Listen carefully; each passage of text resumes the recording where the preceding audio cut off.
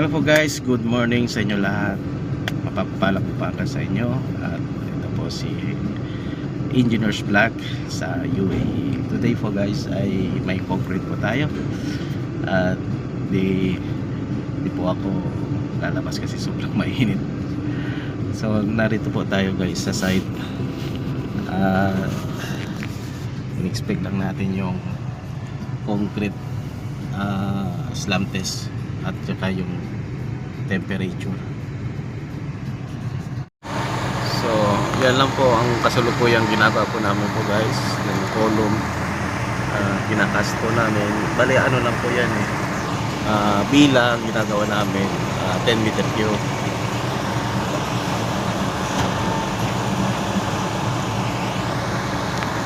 So sige mix yan usually. Bali dalawa lang ang naka-operate dito sa Fujairah, CG Mix at saka Orimix ang supplier namin.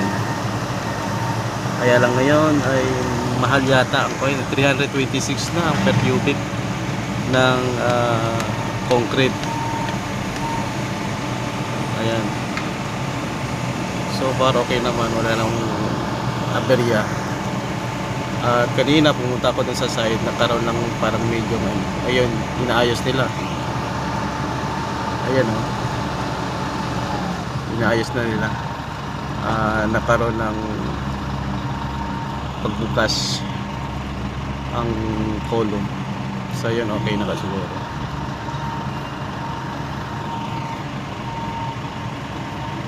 Ayan. So dito guys, ito ang buhay sa construction. Pagka pumunta kayo sa mga maliit na company, most ofly ang trabaho puro bila. So sa ibang company man, mas maganda talaga yung may mga multi-million mga projects na tinatrabaho ninyo, kasi doon maganda at makaganda rin makaroon kayo ng magandang experience rin. Kumbaga ito dito basic lang ang trabaho, basic lang ang gagawin mo. Ayun. So far guys ay kasalukuyan nakahanap po ako ng bagong opportunity. Naway ay masagot yung prayers natin na sana makahanap tayo ng magandang trabaho outside Fujairah. Yun lang po. So okay naman po dito kung sa akin lang, no, kung baguhan ka pa lang, nag-i-start ka pa lang, pwede kayo pumasok sa mga bila, sa mga construction ng mga bila. Ayun, sakit lang may kausap. Sorry, sayang go. Go, okay. Sayang go.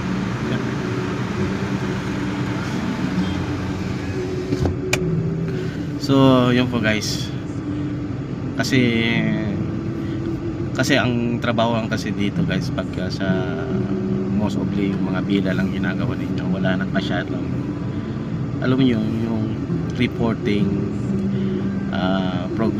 yung progress report.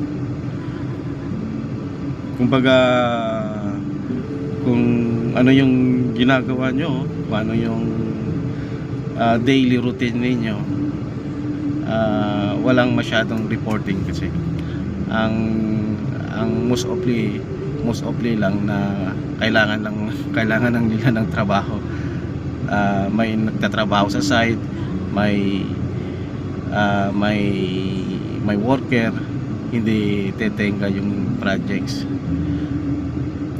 Ganun. Kasi pag sa mga malalaking project naman guys, syempre kailangan mo talaga ng planning engineer, cost controller, surveyor, project engineer, site engineers, kompleto yon. Pero dito sa mga bila walang ganyan, walang safety engineer, kundi site engineer lang. So kumbaga sa isang project, sa isang engineer, may 10 project ka ng puro bila. So mag-iisa ka lang. Tapos yung control of materials, control sa usage of materials, sa'yo na yon. Tapos reporting, wala kwan lang, kung ano yung tatawag, kung ano yung gusto mo yung materials, saka ka palang tatawag sa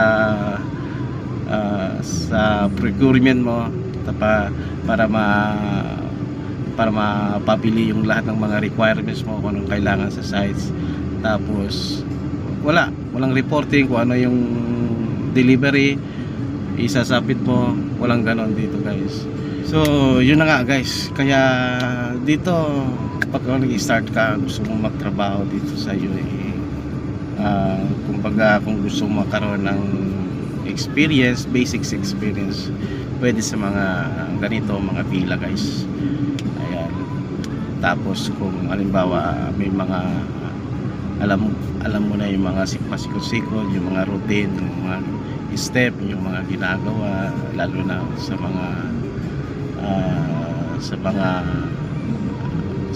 submission, sa mga rules, lalo sa mga submission, sa mga rules sa munisipyo, sa consultant. So dito tayo matutunan guys. So yan lang po guys, maraming salamat, hanggang sa muli. Salamat sa panonood ninyo, salamat sa pagtsatsaga, kahit walang kwenta, ayos lang, tuloy-tuloy lang ang channel natin. Basta lagi tayo masaya, lagi tayo healthy, at lagi tayo may lakas, lagi tayo magpapasalamat sa Diyos. Yun lang po. Maraming salamat and God bless. Bye bye.